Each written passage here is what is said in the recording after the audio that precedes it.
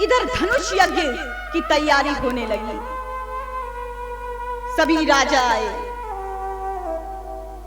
राजा जनक ने अपने मंत्री से कहा कि घोषणा कर दीजिए। मंत्री उठे, बोले धनुष, ये जो धनुष रखा है इसे तोड़ना है, और जो राजा भी तोड़ेगा उसके साथ श्री सीता जी का विवाह होगा। राजा बड़े, अरे धनुष ही तो है, तोड़ देंगे। जनक जी को लगा कि अब तो ये अपने आप को इतना बलशाली समझ रहे हैं और धनुष को ऐसा वैसा समझ रहे हैं। मंत्री को बुलाया, कहा जरा एक बार घोषणा और कर दीजिए। धनुष कोई साधारण धनुष नहीं है, ये शिव धनुष है। इन्हें बता दीजिए कि इस धनुष की शक्ति क्या है। मंत्री बोलने लगे, हे राजन, आप जो ये धनुष देख रहे हैं इसे साधारण धनुष मत समझिएगा। ये धनुष राहु के समान है, और जो आपका बल है वो चंद्रमा के समान है। चंद्रमा राहु तक नहीं जाता, राहु चंद्रमा तक आकर ग्रस लेता है। राहु चंद्रमा के पास आता है और चंद्रमा को ग्रस लेता है। अब ये आपके ऊपर है कि आप जब धनुष के पास जा रहे हैं तो किस तरीके से जाएं, क्योंकि आपका बल क्या है, चंद्रमा के समान है, और धनुष क्या है, राहु के समान है। कहीं ग्रस न लिए जाएं, इस बात का ध्यान रखिएगा। अब सारे राजा मानने को तैयारी कहां। वो कहते हैं ना, जो बड़े मनचले होते हैं वो कुछ मानने को तैयार नहीं होते हैं।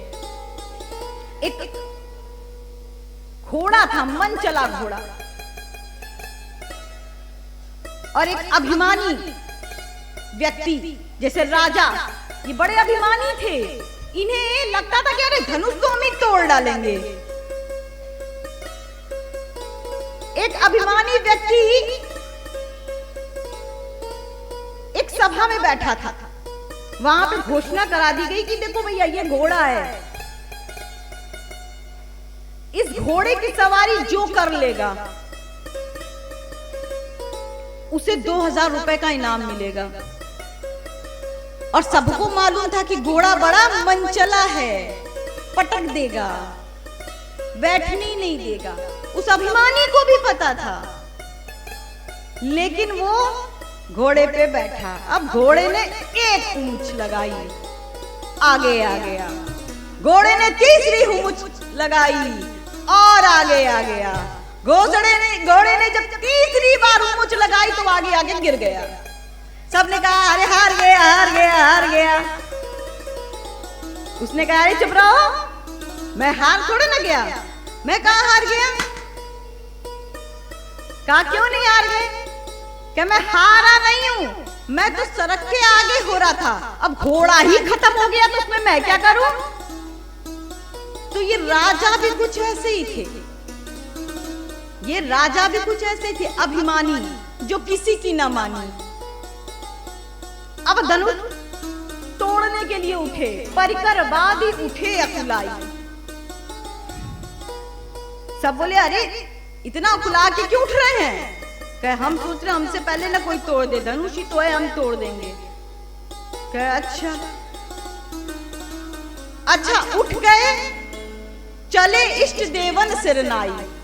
उठ दिए, चल दिए, तब अपने देवता को प्रणाम कर रहे हैं।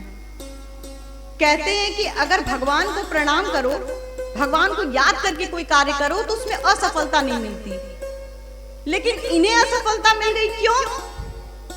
देखो 10,000 राजा थे उस राष्ट्र, उस धनुष यज्ञ में, और उसमें से मान लो 100 राजा गणेश जी को मानते हैं। अब जो राजा उठा है धनुष तोड़ने के लिए, उन 100 में से तो पीछे से 99 राजा कह रहे हैं हे प्रभु धनुष इससे न टूटे। अब सोचो, अब भगवान एक की सुनेगा कि 99 की? एक की सुनेगा कि 99 की? अच्छा ये तो चलो ठीक भी है, जिससे नहीं टूटा जो जाके बैठ गया 99 में मिल गया, और जो तोड़ रहा है तो 99 में जो मिल गया वो कह रहा हमसे न टूटा न सही, इससे भी न टूटे। इस तरीके से राजा सारे धनुष तोड़ने के लिए खड़े हो रहे हैं, पर किसी से भी धनुष नहीं टूटा। अब सब ने तय क्या किया कि काम करते हैं, हम सब हाथ मिला लेते हैं। कहते हैं एकता में बड़ी शक्ति होती है, जब सब मिलके धनुष उठाएंगे ना तो धनुष तो उठ ही जाएगा और फिर टूट जाएगा। ये बात तो सच है कि एकता में शक्ति होती है। हमारे बड़े बुजुर्ग जो कह गए हैं कि एकता में शक्ति होती है, ये बात बिल्कुल सत्य है, पर इनके संदर्भ में ये व्याख्या भी काम नहीं आई। क्यों? क्योंकि इनके हाथ तो मिल गए पर दिल नहीं मिले। ये धनुष तोड़ने जब उठे हैं, 10,000 राजा थे, उसमें से 9,999 राजा क्या कह रहे हैं, धनुष चाहे कोई भी तोड़े, सीता को तो हम ही ले जाएंगे। 9,999 राजा, 10,000 राजा में 9,999 राजा ने लगे हुए, और जो एक राजा है वो कह रहा है कि सीता को हम ही ले जाएंगे। बाकी 9,999 राजा भी मन में यही रट रहे हैं। तो अब बताओ, सीता जी तो एक और राजा 10,000, तो कैसे मिलेंगी? प्रेम होना चाहिए, वो भक्ति होनी चाहिए, वो भावना होनी चाहिए। हमारे जनक जी बड़े क्रोधित हुए, देख रहे इतने राजा मिलकर भी धनुष उठा नहीं पा रहे हैं। भूप दहस दस एक ही बारा, भूप सहस दस एक ही बारा, लगे उठावन टरई नटारा, लगे उठावन टरई नटारा।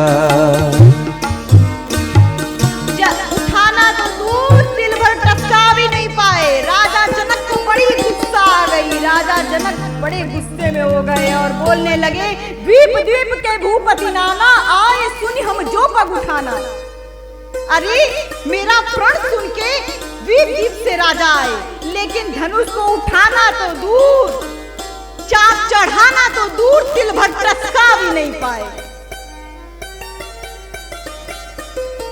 अब राजा जनक बड़े ज्ञानी थे, वो सोच रहे थे जिससे काम होगा वो उठ नहीं रहा है, जिससे काम होगा वो उठ नहीं रहा है, और जिससे काम नहीं होगा वो उठे बिना मान नहीं रहा है। ऐसा क्या किया जाए कि वो उठ जाए? राजा जनक बड़े ज्ञानी थे, वो समझ गए इनको उठाने के लिए पहले किसी और को उठाना पड़ेगा। किसको? लखनलाल जी को। क्यों?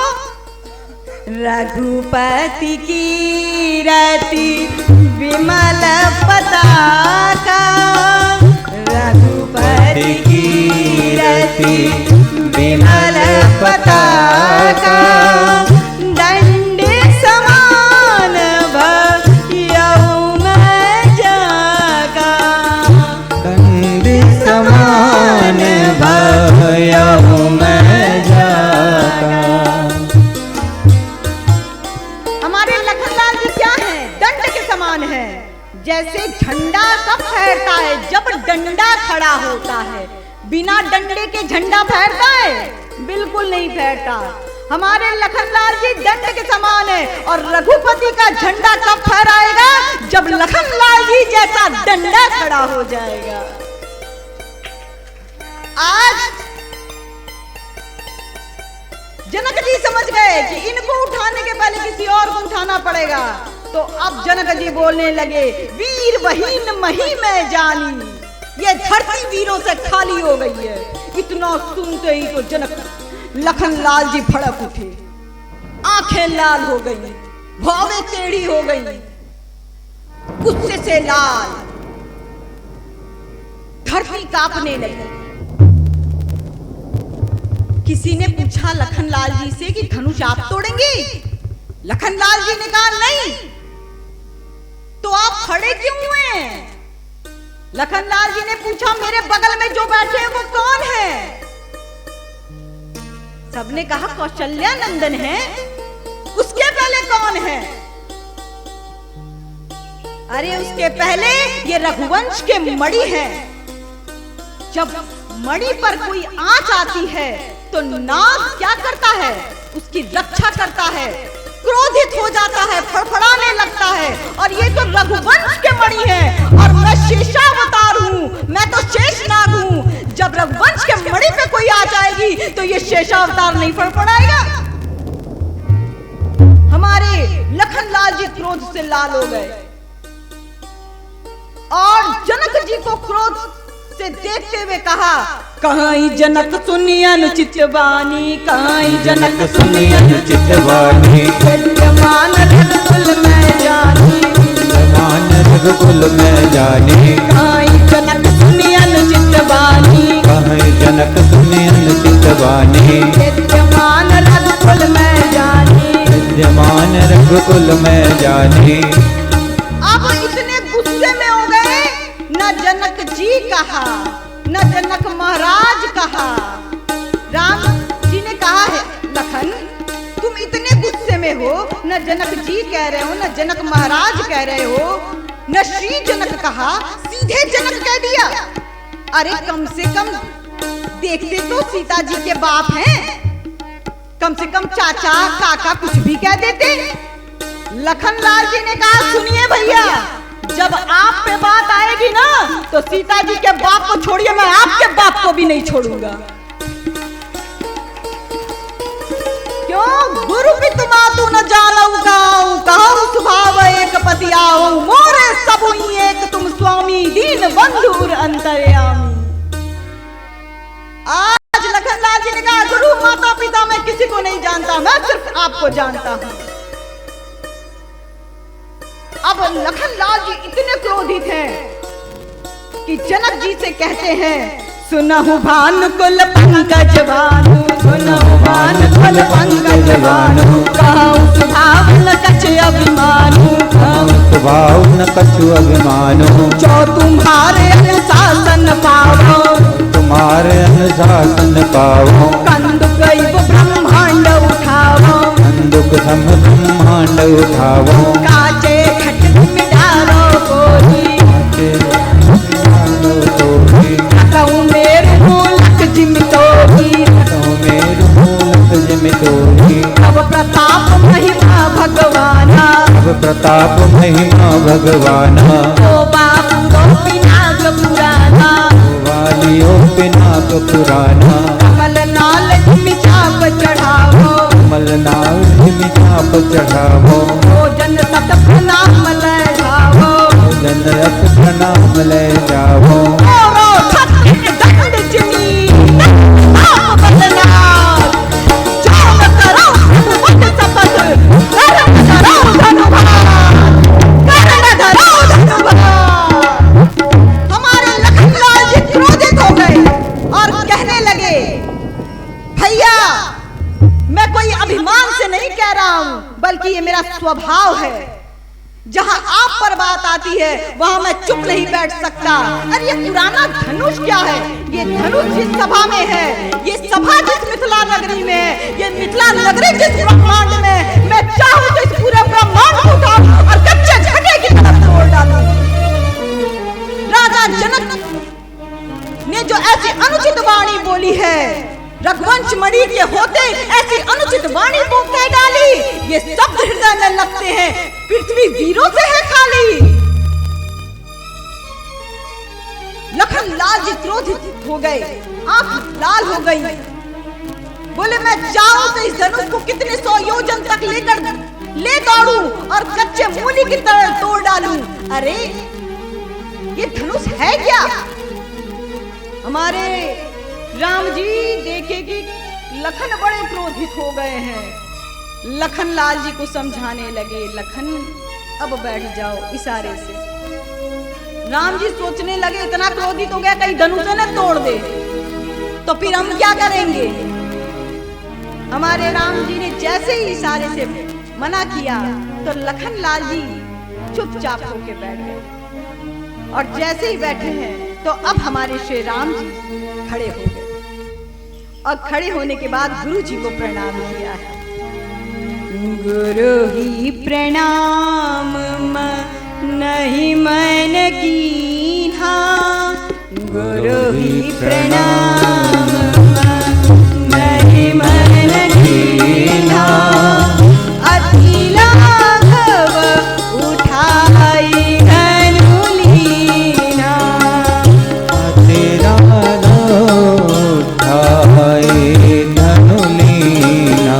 हमारे राम जी जब चले गुरु जी को पहले प्रणाम किया है और सीता जी की ओर देख रहे हैं। सीता जी सोच रही हैं अब तोड़ेंगे धनुष, अब तोड़ेंगे। राम जी मुस्कुरा के सीता जी को देख रहे हैं। सीता जी कह रही है कर लीजिए प्रभु, जितना प्रतीक्षा करवाना कर लीजिए, हमारा भी आएगा वक्त। हम लोग कहते हैं ना अभी तुम्हारा वक्त है, कर लो जो करना है, मेरा वक्त भी आएगा। सीता जी भी कह रही प्रतीक्षा करवा लीजिए। इधर प्रभु मुस्कुरा के सीता जी की ओर देखे फिर धनुष की ओर देख रहे हैं। अब हमारे राम जी सोच रहे हैं कि अगर मैं धनुष को उठाऊंगा तो धनुष का एक छोर पाताल में चला जाएगा और दूसरा ब्रह्मलोक में, और तब मैं अगर इतना लंबा हाथ करूंगा तो सबको पता चल जाएगा कि मैं ब्रह्म हूं। तो हमारे राम जी ने क्या उपाय निकाला। राम जी ने सोचा इतनी फुर्ती से उठेगा कि कोई देख ही नहीं पाएगा।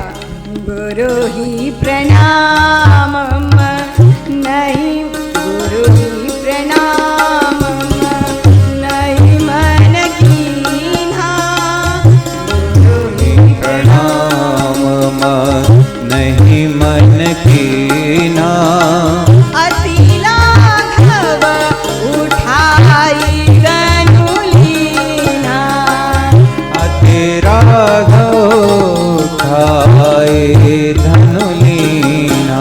इतनी फुर्ती से उठाया लेत चढ़ावत खेचत गाड़े, काहू न लखा देख सब ताड़े, जय जन राम मति धनु तोड़, भगे भुवन धुनि घोर कठोर, भगे भुवन धुनि घोर कठोर, बोलो सियावर रामचंद्र की। धनुष टूट गया लेकिन कोई भी नहीं देख पाया, इतनी फुर्ती से तोड़ा धनुष को। अब धनुष टूटा है तो सखियां सीता जी बड़ी प्रसन्न। लखन लाल जी का तो सीना चौड़ा हो गया, भैया ने तोड़ दिया, विजय पताका हासिल कर दिया भैया ने। इधर सखियां भी बड़े गर्व से सीता जी को लेके आ रही हैं और लखन लाल जी से करी जरा साइड, बगल हटो। लखन लाल जी ने कहा हम क्यों बगल हटे, हमारे भैया ने इतना बड़ा काम किया, हम क्यों बगल हटे, हम भैया के साथ ही रहेंगे। हाँ, सीता जी की सखियां बोलने लगी कौन सा तुम्हारे बहुत बड़ा भैया ने काम किया है, क्या किया है तुम्हारे भैया ने। लखन लाल जी ने कहा धनुष तोड़ा है और क्या। अच्छा तुम्हारे भैया ने तोड़ा है, कौन कह दिया तुम्हारे भैया ने तोड़ा है। अच्छा देखी नहीं हो मेरे भैया ने तोड़ा है, ये लो कोई भी एक गवाह ले आओ जो कहे कि हमने तोड़ते हुए देखा। अब सोचो भगवान ने कितनी फुर्ती से तोड़ा था, लेत चढ़ावत खेचत गाड़े, काहू न लखा देख सब ठाड़े, कोई नहीं देख पाया था, इतनी फुर्ती से तोड़ा था। गवाह रहे तब तो माने। अब लखन लाल जी एक भी गवाह नहीं खड़ा कर पा रहे थे। हमारी किशोरी जी की सखियों ने कहा धनुष हमारी किशोरी जी ने तोड़ा है, तुम्हारे भैया ने नहीं तोड़ा है। अच्छा तुम्हारी किशोरी जी ने तोड़ा तो क्यों जमाल ला के मेरे भैया को डालने आ रही है। हाँ? अरे वो तो जमाल इसलिए डाल रही है कि अब जमाल विवाह होगा, किसी न किसी को डालना है, तेरे भैया पे दया कर रही है। अच्छा किशोरी जी की सखिया बोली एक काम करो, छोटा बहुत बोलता है, एक काम करो इसको पहले किनारे करो तो हटा दो। अब लखन लाल जी के भैया हमको अपने से दूर मत करो। राम जी कहे जाओ लखन तुम इतना लड़ते हो, अभी दूरी बैठो, ये मिथिला है। अब किशोरी जी सखियां राम जी को छेक ली, कहीं पकड़ो बड़के को, अब मुड़ी नीचे करो, डालो उसका। अब राम जी का लखन, लखन कहे जाओ भैया, अब हमको तुम छोड़े थे ना, तुम जाओ समझो। कह रहे लखन आजा लखन। लखन जी दौड़ के आए। सखियां कहने लगी धनुष हमारी किशोरी जी ने तोड़ा, ऊपर से इतनी अकड़। अच्छा ठीक है अपने भैया से बोलो सर झुकाए, कि भैया सर मत झुकाना, बिल्कुल मत झुकाना, सर तो झुकाना ही मत कर। राम जी का हम बिल्कुल नहीं झुकाएंगे, हम ऐसे तन के खड़े रहेंगे। सखियां बोली तन के खड़े रहोगे तो फिर ये माना भी नहीं जाएगा कि धनुष तुमने तोड़ा है, क्योंकि प्रमाण हमारी सीता जी देंगी। जब तक वो जयमाला डालेंगी नहीं तब तक प्रमाणित होगा ही नहीं कि तुमने धनुष तोड़ा है। हाई स्कूल का रिजल्ट निकलता है तो जब तक सर्टिफिकेट हाथ में नहीं आ जाता तब तक कोई मानता है कि ये हाई स्कूल पास है। यहाँ हमारे राम जी ने तो धनुष तोड़ा है, और प्रमाण तो किसके पास है? सीता जी के पास। तो सीता जी क्यों देंगी? सीता जी भी करें सर झुकाइए। सीता जी जयमाल लिए खड़ी है। सखियां बोली क्या उपाय निकाला जाए कि राम सर झुका दे? तो सब झूठा ही कहने लगी, जयमाल पड़ गया, जयमाल पड़ गया, जयमाल पड़ गया। अब राम जी सोचने लगे हमने तो सर झुकाया ही नहीं, जयमाल पड़ कैसे गया? अच्छा देखने के लिए तो आदमी सर झुकाएगा ही, और जैसे ही झुकाया सिया जयमाल राम उर्मिली। बोलो सियावर रामचंद्र की